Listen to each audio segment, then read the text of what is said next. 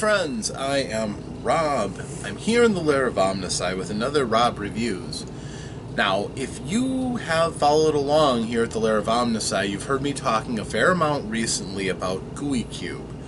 Now, Gooey is a company that stepped into the gaming scene in 2019, showing up at a variety of cons and selling their products off, trying to recoup the costs of printing and to basically make friends and form a social presence, which they've done. Their entire presence has gotten bigger and bigger as more and more people slip into the goo.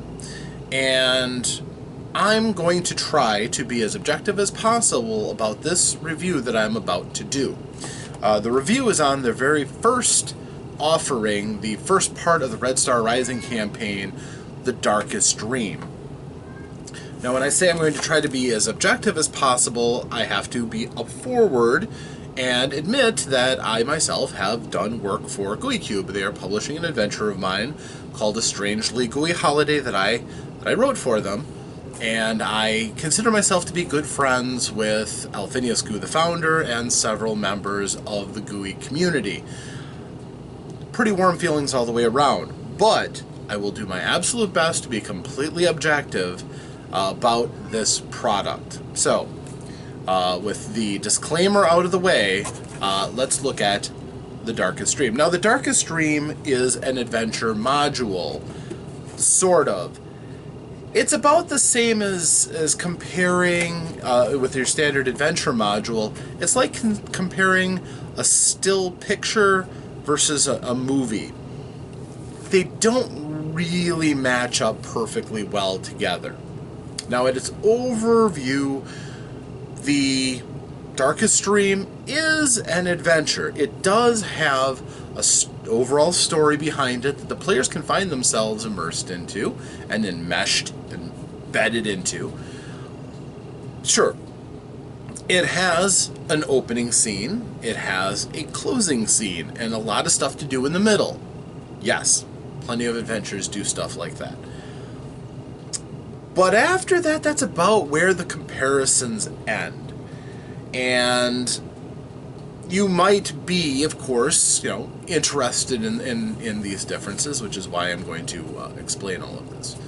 So, your standard adventure, maybe it's, 30 or 40 pages, stapled in the middle, it's got some maps, it's got some pictures, it's got a lot of different encounters and some NPCs and maybe some monsters and some treasure.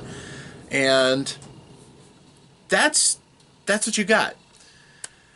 Well, that's fine. You're also not going to be paying more than probably a third of what The Darkest Dream costs either, and The Darkest Dream is only the first part of a multi-level adventure.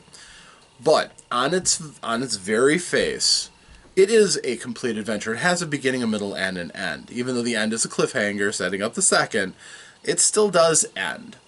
So, what is it about The Darkest Dream that has it be different from other adventures? Well, first of all, the box that it comes in. Other sets have boxed sets, sure, but rarely for a single adventure. Most adventures come with a single booklet or so. It's maybe a booklet and a detachable map. Well, The Darkest Dream has an awful lot of stuff into it because it is a total focus on immersing the players in the game as much as possible and making it as enjoyable for the game master to run as possible. That's their stated philosophy. Do they accomplish this? Well, first of all, let's go over some of the details of what comes in it. I think one of the first and most important things to examine is the depth of the pre-generated player characters that the set includes. There are 24 of them, a variety of different character classes, with the name, race, beautiful portrait, background, a secret that only you know, but the others would know generally your background and your personality. And then on the back, all of the stats. Just to warn you, the font is really fine, and they don't reproduce quite so easily. But this right here shows some of the different design philosophies. The fact that you have a background puts the player on the same page as gets the character into their minds a little bit more so they can hit the ground running when they start the game. The secret gives them more motivations than just, I love everybody because they're my family. You have other things that are going on, as most people are complex. So right there they show that they're interested in investing you in these characters as a player. And they have 24 of them, so a pretty good chance of you finding some character that you might find some resonance with. And it's a variety of the classes, too. If you feel like playing a fighter, there are several fighters and barbarian types. If you want to play somebody more nature-oriented, there's druids and rangers. If you're thinking about playing somebody sneaky, yeah, there's rogues. But also, it has the touch of the world of Gooey Cube on it. The world is called Xayathay, and several of the characters are already enmeshed in that world in a way that other player characters wouldn't be, that you might generate other ways.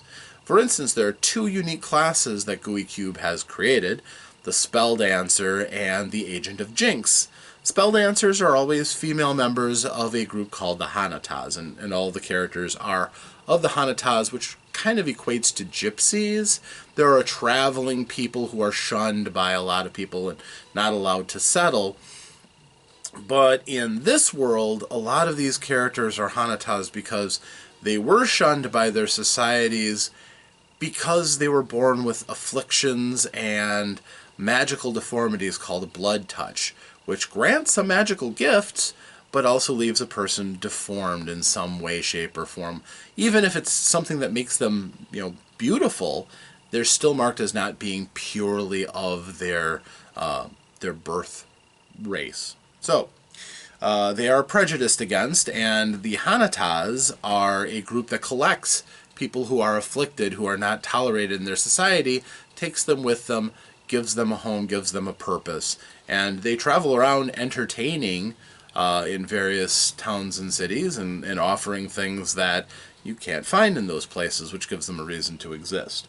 So the reason why all these characters are adventuring class player characters is because it's a tough life.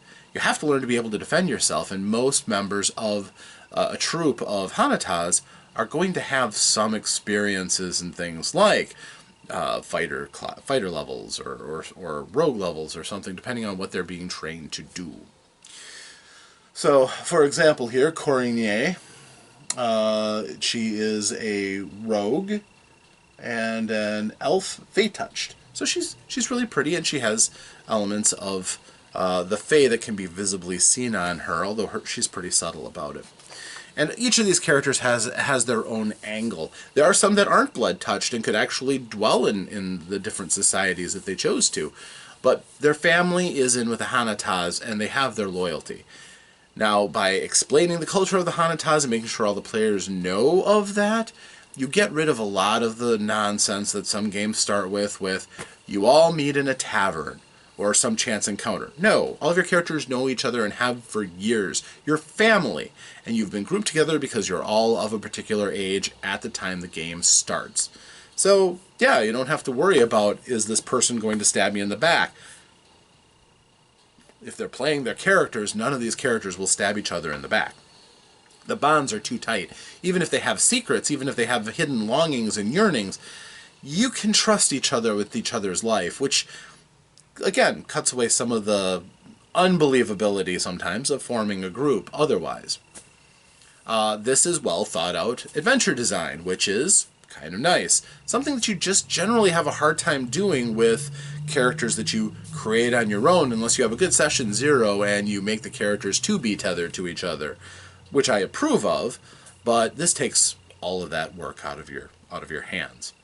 And if you're interested in the Agent of Jinx or the Spell Dancer, those classes are available for free at gooeycube.com. So if you're curious how that works, they're basically a spellcaster like a wizard, and they are a rogue-like character with some neat special abilities and actual religious divine tinkerings with the formula that makes them unique and interesting. And, all the different gods of Xayathay have their agents who kind of do the same thing. They're their subtle branch of the clergy. So, you got these great pre-generated characters. Another interesting thing that you find out about them is that they're pretty tough. Most of them, they have bonus hit points beyond what a first level character might have. Their statistics are a bit higher than the average characters that are generally made pre-generated in Dungeons and Dragons typically. Some of them have some pretty interesting starting gear. For example, one character starts with a magical weapon. They don't have blood touch, but they have a magical battle axe, which is kind of cool. There's a story behind it. It's actually worked into the story. So the characters are kind of powerful. Why? Because if you buy into the Gooey philosophy with the Red Star Rising campaign, they're going to be first level for a while. The whole idea is not a race to see how fast you can climb levels, which is kind of at odds with the way 5th edition Dungeons & Dragons is built. If you've seen, you only need 300 experience to go up to 2nd level. You usually do that in your first night, maybe 2 nights at the most. You can, again, run the entire campaign, the entire adventure segment of the Darkest Dream, and you don't level. You don't level until the end of the 2nd segment, which is called the Foulest of Spirits, which is going to take some people by surprise. That is the goal of Dungeons & Dragons, is it not to get more powerful, to get new spells and new abilities and so on? Well, yes and no. Again, that philosophy of Gooey Cube is to immerse yourself in your character's interests, their personality, their struggles, and when are you struggling the most, but when you're trying to forge your identity, and when you are at your most vulnerable at the lowest of levels. It's not about racing. It's about enjoying those experiences for as long as you can. And when everything is so important because you don't have the fullness of your strengths developed, you have massive potential, but you haven't reached it yet, so you have to rely on each other a lot more. That's something to kind of be treasured, not necessarily to be rid of as fast as possible. It's a difference in philosophy. And again, while the milestone system does exist, and it's explored in the Dungeon Master's Guide of the players, the 5th edition rules, this really takes milestones to an extreme, because the characters do some pretty amazing things, and under most people's imaginations, the deeds that happen in the first adventure would be enough to bring their characters to 2nd level. And you can. It's possible. It's your game. But they, in the book, recommend that maybe you try to hold off on that for a little. But there are plenty of other things to get your players over, and we'll discuss that in a second. So it's a different, it's not quite a different game, but some ways it kind of feels different in the way that the philosophy infiltrates the actual play. And that's something that you have to be aware of if you're interested in this. If you are going to level up your characters quickly because the players want to level, that's what they're dying for, then you're going to have to change the scale and scope of encounters as you go forward. And that's kind of something that the Gooey Cube can help you out with a little bit, but if you level them up very quickly, you'll quickly outpace the adventure. Just saying. So, that's the first thing. Player characters. There's a rich collection. You can make your own, but these pre-generated characters are already woven into the story, and it gives you a vector to keep the group together and to keep them struggling together. So, kind of a nice thing to have, and the number of them, and as well developed as they are, is really nice to start out with. The most eye-catching thing about Gooey Cube, though, I think it's fair, and many of them would agree, is the art. Gooey Cube employs many artists, and they put out a lot of work for them. This book, this adventure set, is packed with a ton of art. These range from awesome scene-setting images, which capture your player's imagination and put them into a place and a time in the adventure. Again, that goes to pure immersion. When everybody at the table is seeing the same image, they're not just taking your words and translating them into their imaginations, which could be different for everybody around you. You give a common viewpoint the characters would look around and see, and they'd all be seeing the same thing, which is pretty cool. That especially comes in handy when you are talking about a particular creature, for instance. And again, the art on these is just beautiful.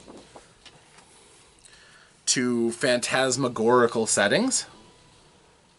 It's kind of hard to describe this with its full impact with just words. This picture is worth thousands of words. And if you get into the scene and it starts to get a little bit trippy, again, describing this in words is going to be a hard thing, getting this image to everybody's minds with words alone. So those are great for immersion. And I can tell you firsthand, that's really one of the difference makers in this for my players.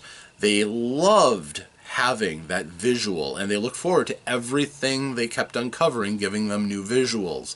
They almost kind of sulked if they didn't get a new cool picture, so it wasn't that bad, but you get the idea. Then there are, of course, maps. The maps for this game are nice and professionally made, and made on a little bit thicker cardstock than the other handouts are. That does help these to be reusable. It also means that if you take, say, sticky notes and cover up the facings of this, you can use this to show your players by peeling off sticky notes and exposing parts of the dungeon as they go. This is not a tactical map. This is not something you would put miniatures on, but it's something that can definitely reveal to your players so that they don't have to just rely on what you've said. And that can be awfully handy. So, that is nice. Most modules don't give you full-scale tactical maps. There are a few that I've seen, but again, full-color maps that you can put in front of your players. They also have Dungeon Master maps too, though. It's the exact same map, but it's got the different key locations so that you can find things in the books easily. Now, on top of that, which is pretty darn impressive, if I do say so. Again, there's over 150 pieces of illustrative art in these, which is, you know, a lot of ground to cover, quite honestly. But another thing that they have, too, as far as art assets, are images of the NPCs. There's a lot of them. And there's a lot of NPCs, first of all. So being able to put a person's face to a name helps immensely. You can look at this person and you can tell this is a tough person, uncompromising, the tight jaw doesn't say a whole lot. And if you play the game and you know this man is Cray the Blade, yeah, once you start associating this face with him, and maybe as a game master you work in a voice for him, you know, he doesn't talk much. Very, very laconic. And you can use that to really help to push the narrative yourself and immerse your players in the story you're weaving. And not all of them are, you know, there are some beautiful characters. They range from kind of cute to dour and tough.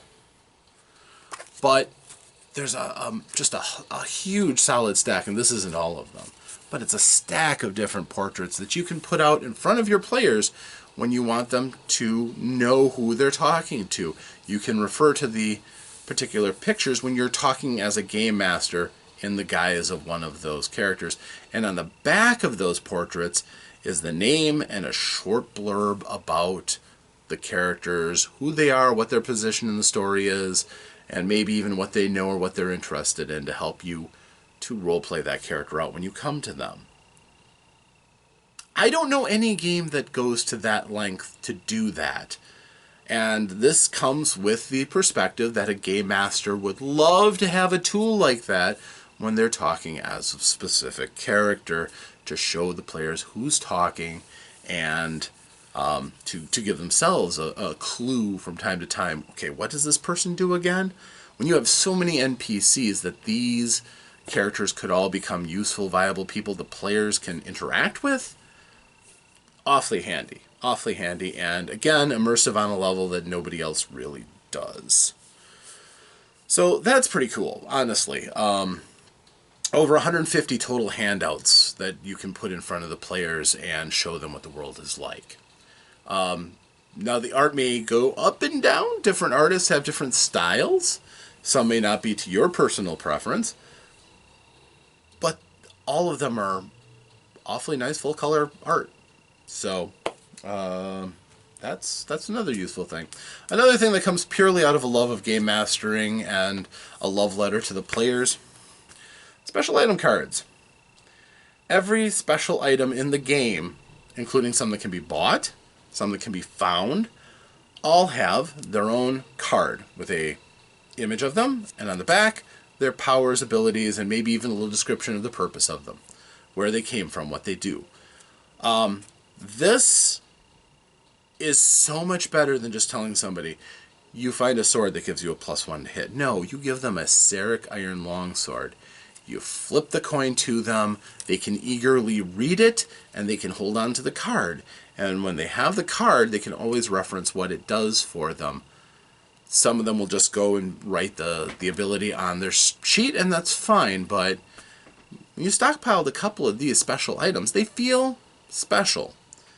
And I, as a game master, have from time to time made pictures of things and given those out to players to make them special. Their artists are a lot better than I am, and this is just a nice touch. Is it essential? No. Is it nice to have? And again, helps a little bit with the immersion?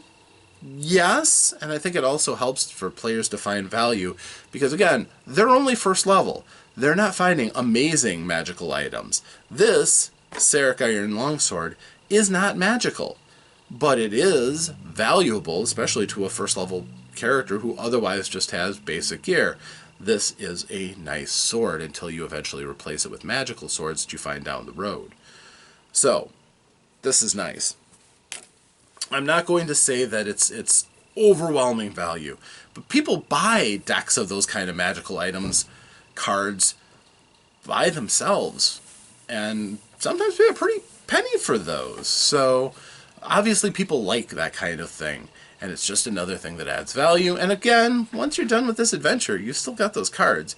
You could pull those out and use those for other games too, besides this one. So more value. So that talks about the periphery stuff. You know, you find a handout on being Hanataz. What does it mean to be in the Hanataz? A great thing for your players to read and understand, so that when they sit down and they play, you almost don't need a session 0, really, if you give them the handout on what it's like, what it is to be a Hanataz, which I think is also available from download for free from Gooey Cube. I could be wrong, but I think so. You have that. You have, for instance, the player character in front of you, which describes their background and what puts them into motion, and you understand that part about being Hanataz, and even a glossary on the terms they use, and the terms that are commonly used in Xayathe, which is kind of nice to put your players in a different world. That replaces what normally would be needed for a session 0 to put the game in place. Give that out to your players. Photocopy it and send it out. Get an email link to the site that they can read. These are things that help you as a game master out. You don't have to worry about that to set your world into motion. Even the concept of the characters all being these traveling Hanataz is incredibly useful as a mechanic to run the game. Because again, it's a shortcut that keeps the bonds of the group together, and it keeps the players' needs relatively simple. They're self-sufficient, used to dealing with the kind of things the troop can provide, so you don't need to flare out and expand your horizons. They have a vested interest in protecting the troop themselves, through the events of the very first story, at least, the Darkest Dream. That's all going to be included in 2. There's another element, but I'll get to that in a second. We should talk about the adventure itself. Now, the adventure is relatively straightforward. It involves a few dungeon crawls, small ones, nothing too elaborate. It doesn't go into long treks through, miles of corridors and countless rooms. It's not the purpose. It's trying to tell a story and keep the players immersed, and unfortunately, a tactical escapade into a dungeon can sometimes break that narrative storyline up. It can be thrilling, absolutely. It can be very entertaining, yes. The fact that these mega dungeons and things still get sold is just ample proof that people like that. But this is all about the dungeons having a point and a purpose to them. They continue to flesh out the story, and they're not so long that the players will ever forget what they're in there for, what they're doing, hopefully. Unless they're really dilly-dallying or have very short memories, which can happen.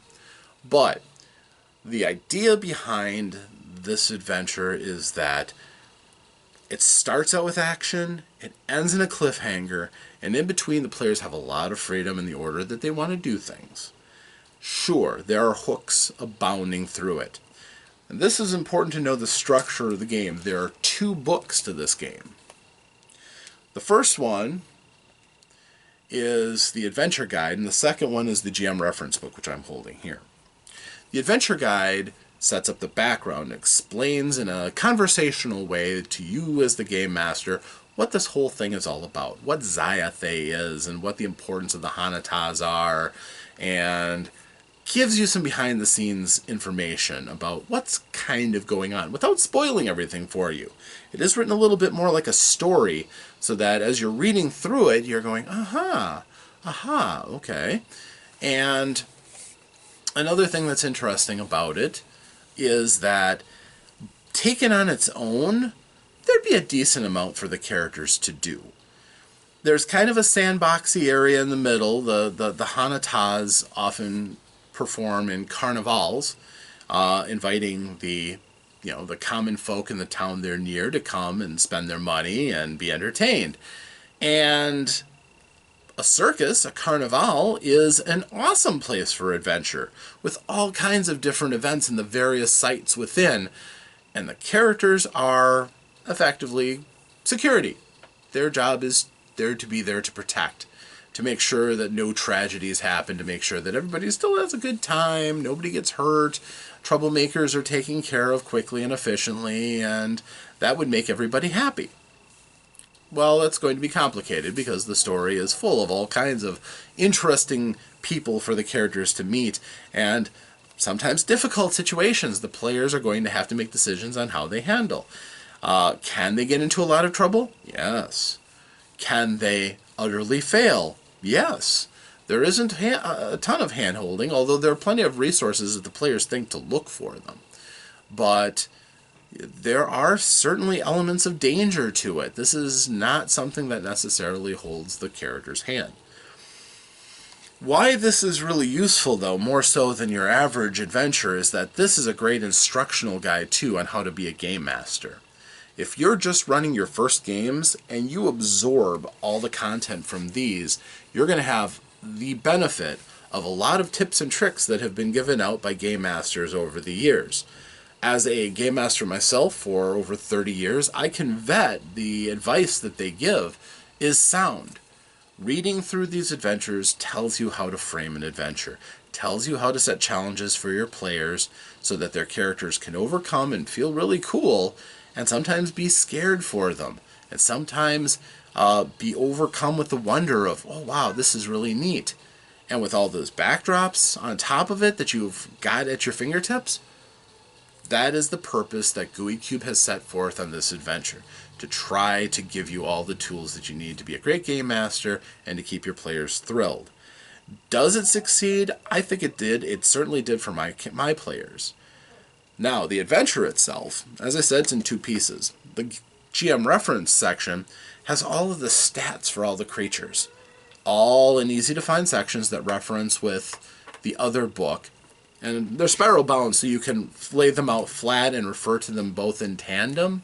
But when you're not having combat and you don't need this as much, you can set it off to the side. This one also has useful things about things like describing all the special items for you, or giving you bits of lore and resources that help you from behind the scenes, more stuff than the players will probably themselves ever encounter. But I think the strongest thing with the Gooey Cube adventure, and the thing that makes it unique beyond any other adventures that I've ever run, is the modularity of it.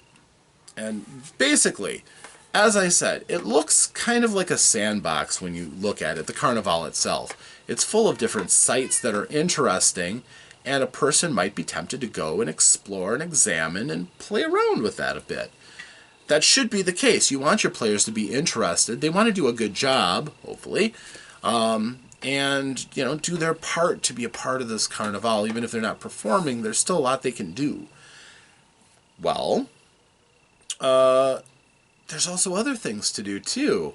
Besides just go to point A and have this encounter, go to point B and have this encounter. You could run it that way. But this is one of the parts of elevating up the game mastery of a person. This book, the Game Master's Reference Guide, fills in all the gaps that the initial story doesn't do. And the reason why it has to do that is because every group is different. You have some groups who, they're brand new. They don't have grasps of tactics that people who've been, enmeshed in role-playing for 20 years would have. No, they're going to make mistakes. They're not going to be optimized, and they'll do things that make sense to them at the time, but years of experience and a stack of possibly dead characters might teach them there are just some things you don't do, like splitting the party or sending spellcasters up at the front of the party to take beatings when they're not wearing the good armor. Things like that. Or maybe you have a group that's really good. They've been playing for 25 years together and they know tactics inside and out. They have it all rehearsed, all ironed out. Well, how do you deal with that? Well, there's a couple of ways, and again, they thought of that when they were making this adventure. All the combat encounters have different settings. You have a setting for bog standard. Your starting group working with a moderate amount of experience will still have a bit of a struggle, but generally should get through encounters using up just a moderate amount of their resources and possibly needing a little bit of rest and healing afterward. If you have weaker players who don't know the tactics, they make mistakes, or just they come in a position where they've already been weakened by previous encounters and you don't want to crush them, they have a weaker encounter set up that kind of handicaps the monster, takes away some of their powers or so on, so that on the fly you as a game master can go with the level that you feel your party is at. Likewise, if they're tougher, there are a couple of stages that can make the fight more difficult, and it just ratchets up. If you think your players are ready for it, you can throw the toughest level at them, and they may have a struggle on their hands. This also works too, by the way, if your group is undersized or oversized. Undersized, just use weaker encounters, and they'll still feel like they've had an achievement without handholding. And if your group is a little bit oversized, then use the stronger encounters, and you'll find that that can be really exciting and challenging too, and there's no more work for you. You didn't have to modify that on your own. The work has already been done for you. Nice. That's one thing that this allows you to do, to customize the encounters for you. The other thing that it does is a lot of games will fill out their content and the time to play with things like wandering monster encounters, where the players will be punished for dawdling because the chances are some creatures will come in and attack them. They won't have any treasure. They'll just be there to harass the group, to maybe threaten them and bleed off some of their precious resources. That's kind of what wandering monsters do, and that's why if you're just looking for loot, your average party is going to want to avoid wandering monsters as often as possible. They aren't a very value-driven prospect. Gooey Cube doesn't really go with that. No, they're not afraid of charts and random tables and stuff. They just really don't use them in this book. What they do use instead are what are called not-so-random encounters, NSREs. And not-so-random encounters are the ultimate tool that a game master has to just say, okay, we just had 3 encounters in a row, not a single drop of blood was spilled, no punches were thrown, it was roleplay, roleplay, roleplay. My players are getting restless. They need a fight. They need to do something action-oriented. As a game master, I have narrative control over my game. I can throw in a not-so-random encounter that involves combat, and all of a sudden now I've given the players a reason to draw steel and use all those wonderful combat abilities they have. You're making your players happy, and it wasn't something that was mandated in the story path that they might have just tap-danced around. You threw it in there because it was useful for the story. Likewise, a party that's beat up, or maybe your party doesn't really enjoy combat all that much. They love the roleplay aspect of it. There are non-lethal, not-so-random encounters in here. A fair number of them, too. We're not just talking 1, 2, 3 encounters. There's a number of encounters that could really help to even further flesh out your encounters in the Carnival and beyond. And by using those, oh, by the way, they all have battle stats in this book as well. So when it comes to actually resolving any of those things, you just turn to the appropriate page and you go on. So that also helps you to adjust the encounters and to adjust the experience as you as the game master sees fit. Another thing that most other, quite honestly, I don't think I've ever seen a module that gives this much customization in the hands of the game master. And that's just observation. I have lots and lots of modules. None of them give this breadth or depth to the game. So all of that stems into immersion, into what you're going to do. Now, another way that the game master can customize the game is by changing the rewards, giving out things to the players from time to time as they've earned them, as different challenges may not always be accurately meted out by the treasure that was given. Sometimes it's nice just to encourage your players for a bit of good role play or a really tough encounter that they've overcome. And since I said we're not leveling up players like crazy, not even tracking experience, they have a deck of Gooey rewards cards. These cards can be randomly given out as the players deserve, or maybe after overcoming an obstacle, you just have everybody roll a die and the high die might get a card too.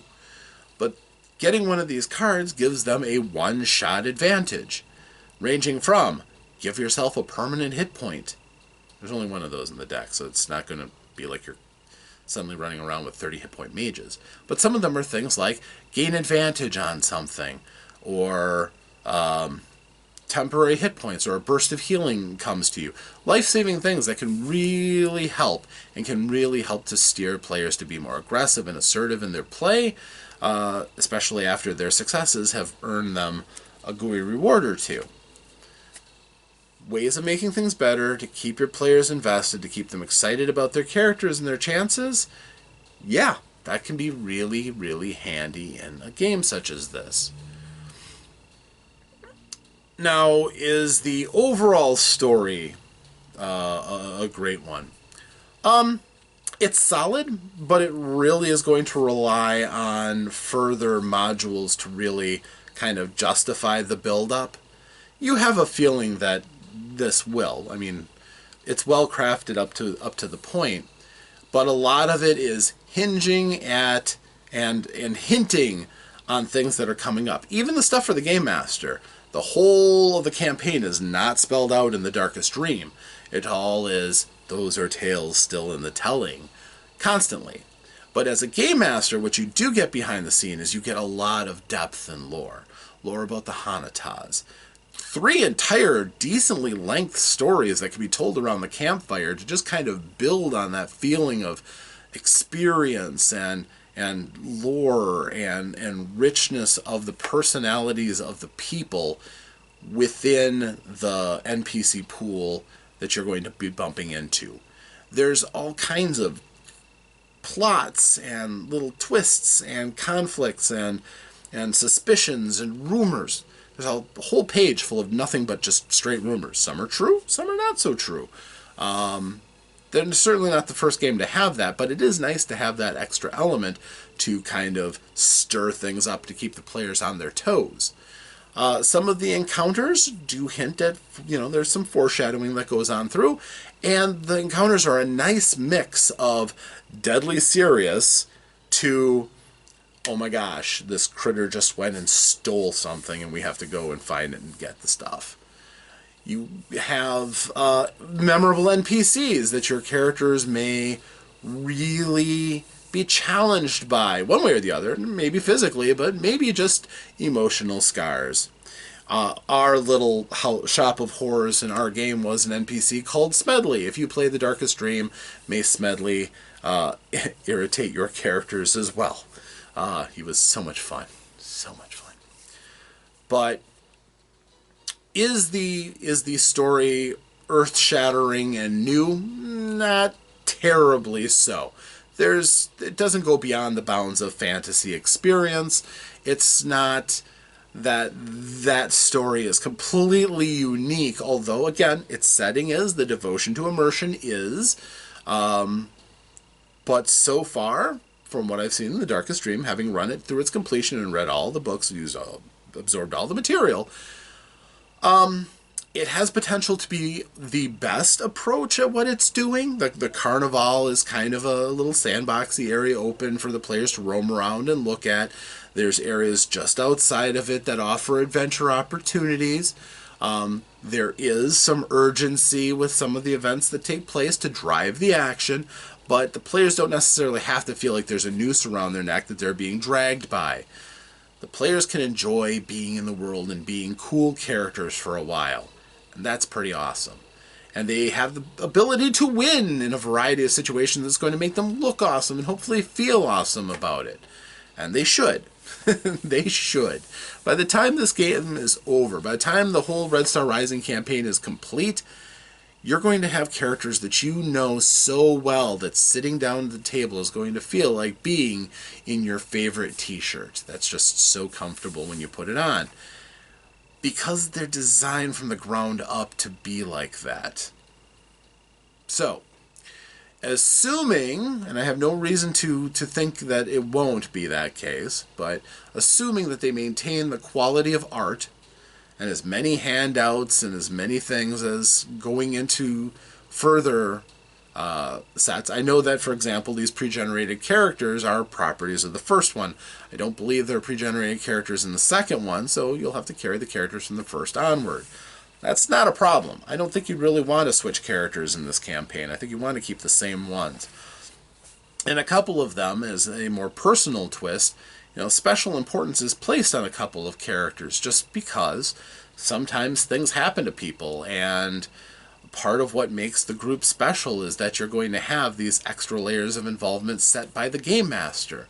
So again, their discretion becomes something that helps to drive the world and let the players do with it as they can. That's pretty cool, actually. I always kind of enjoy little things like that, and I think this game really has a lot that an enterprising game master, even if you're a novice at it, you've not had any experience or much experience, can take this game and really tell an engaging story. Now, that being said, it's not the easiest game to run. That much freedom and that many choices may feel overwhelming. And I will probably do a series on how to run a game like this, because I think that's important. I think having an experienced voice behind the screen with you, giving tips and tricks, can be useful, so I will be doing that at some point in the very near future. But just with the material that's there, you can learn an awful lot. And I'm not going to say that there's a right way to run games and there's a right way that you have to follow. But if you follow the advice that comes with this, you'll tell an awfully engaging game. And hopefully your players are the kind that aren't in such a terrible rush to get out of first level, that they actually can enjoy swimming around in first level clothes for a while, thrilling in this sword that's a little bit better than the sword I had. Maybe not magical yet, but still pretty cool. Or maybe some minor magical items that they might fall in love with. Maybe innocuous ones that have no powers or special abilities.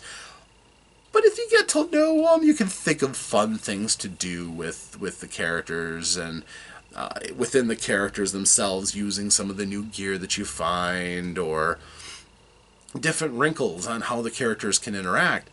That'll make this rich and engaging and something you'll want to keep playing.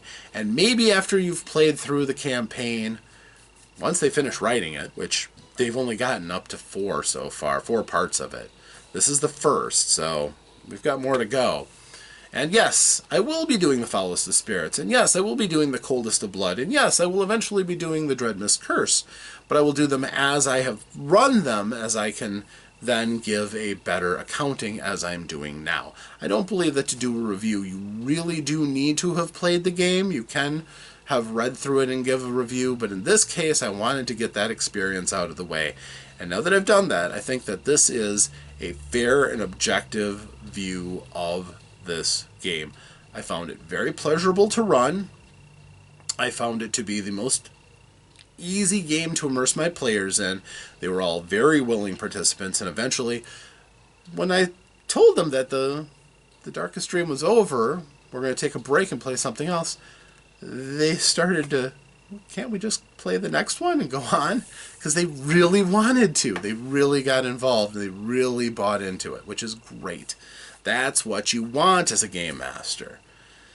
So, it's a success for me. And what does this tell me in terms of how is this game? Well, first of all, art, excellent. I can't think of any, unless you go out and you find, classic gaming art. We're talking from the likes of Larry Elmore, Jeff Easley, the really nice stuff.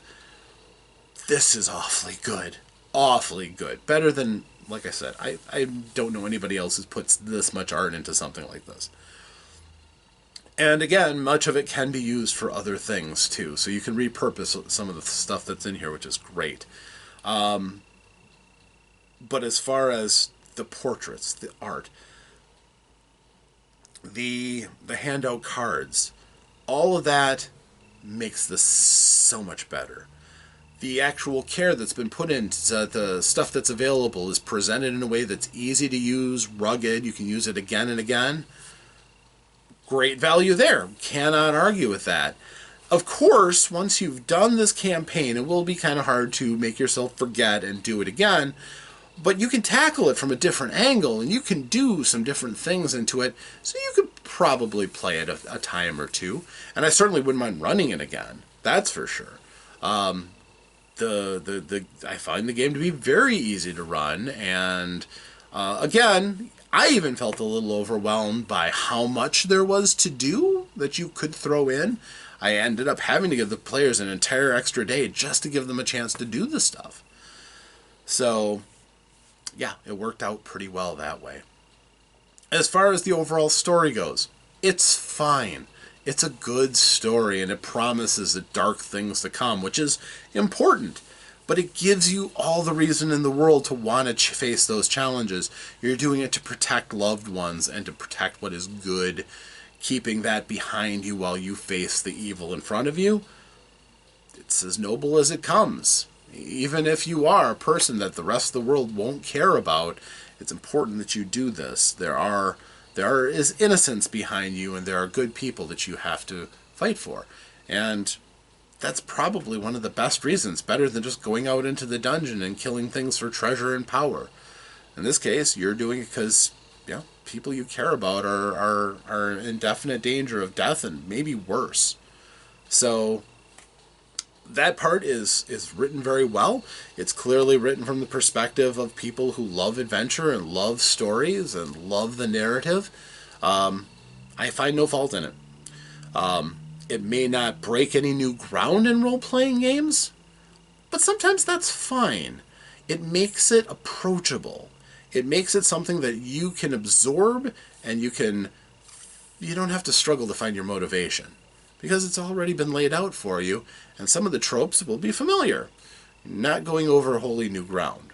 And it's in a really cool environment. A carnival is fun and exciting, and funny and a little scary all at once, which is not a bad thing. Now, as far as the editing and the writing, I think was quite good. Not all the Gooey Cube stuff I may find to be totally in sync with the editing. I think some things are not done in some of their other works, but in this one, I thought everything was okay. The conversational stuff is written in conversational form, which isn't always proper English, but it's okay. It's certainly very readable. That's not a break at all. It's just, English majors like myself can kind of get stuck up over little things like dangling sentences and stuff. But it's good. It's fine. I won't fault it for that. And as a matter of fact, the whole point of making the storybook separate from the stats book is that it's readable. You can read it and it plays out as a story if you read it and just boom, boom, boom, boom, boom, boom, boom, boom, boom. And that's really nice, actually.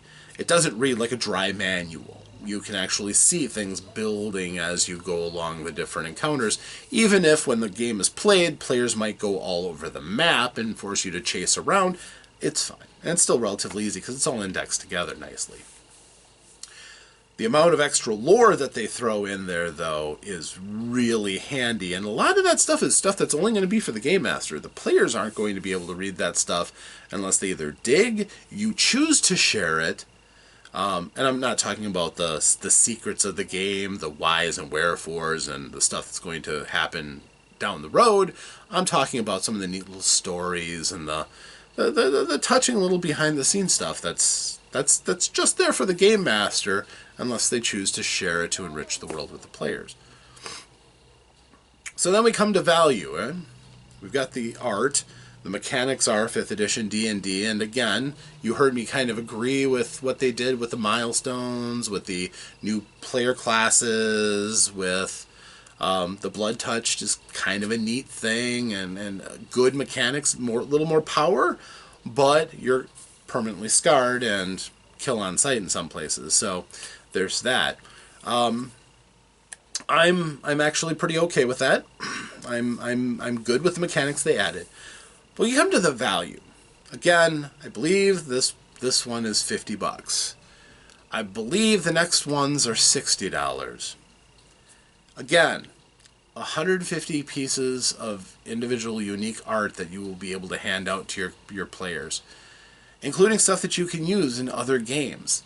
New unique magical items that you can use in any other game. It's kind of a nice resource for all of that, and I think you'd find some of that art is really nice art.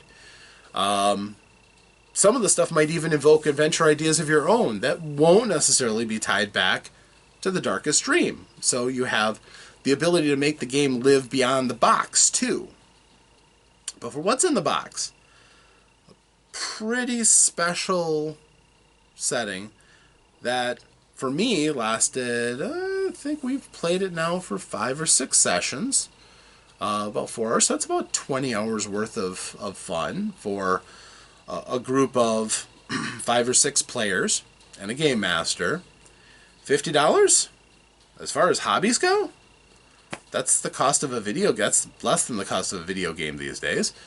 And I got to entertain all of my friends with something that, again, with all of the presentation, was as good as high-level graphics in a video game. And then they got to interact in ways that couldn't be done in video games. So I don't think the price is all that much of a barrier, honestly. I certainly won't have any problems getting the next set. That's to me a no-brainer. I will be getting it. I will get the Dreadmist Curse. I already have the Foulest of Spirits and the Coldest of Blood. So we will get that. That's not a question. We'll get it when we get to there. When 5 comes out, when 6 comes out, when 7 comes out, if they raise the price to $60 or $70, I'll still get it because I know that I've been really happy with number 1.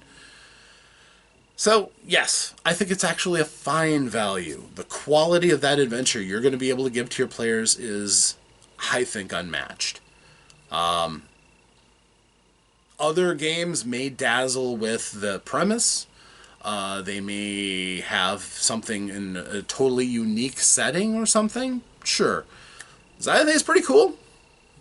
The roles of the Hanatas in this game, pretty awesome. I think that it's a more than fair price. As a matter of fact, I have a hard time believing they're making any money off of this, considering how much they had to pay those artists for all of that. They'd have to sell an awful lot to make that back up. So yes, I think it's a great value, all things considered. And my players got so excited, one of my players went and bought it. She's just waiting for us to get done with the settings so she can share it with her family. That's a pretty good voucher right there for the quality of this. Or I'm just an amazing game master, but let's face it, I am, but this really made that easy to pass on that experience. So if you're looking for something that'll add a little pep to your game, to break you out of a rut, and introduce you to a new, what could end up being one of your favorite new magical worlds with all kinds of stuff to offer, Darkest Dream is not a bad place to start. So, I think it's good value. I think the assets in it are excellent. And I think if I was not working with Gooey Cube, if I didn't consider those folks to be friends of mine, I know that I told one of my best stories just now, having a very good adventure that my players all got to love their characters. I haven't seen that level of immersion in a very, very long time. Yeah, I have to say it lives up to the hype, and I'm glad for it. You know, I wouldn't endorse it if I thought it was not good. You know, I have that much integrity. I wouldn't do it. Even if they were paying me, I wouldn't do it. That's why I'll never have Raid Shadow Legends as my advertising. But I will let you know, it's a handful. If you're not ready to commit to it, this will be one that'll just sit on your shelf, because it does require a commitment. It does require you to do a lot of reading. It does require you to have your handouts organized so that you can get them out quickly and not interrupt the, turn it into a negative by slowing your game down while you shuffle through papers. But if you do that, if you hit it out of the park, you've got an amazing adventure ahead of you and your players. So, that's my take. It's absolutely all in approve for me. I have told one of my greatest adventures with it, and I look forward to the next one. So, we'll cover that when we get to that, all right? So, until then, thanks very much for joining me. I'm Rob. This has been me in the Lair of Omnicide with another Rob's Review for The Darkest Dream from Gooey Cube. Until the next session, thank you, everybody, and farewell.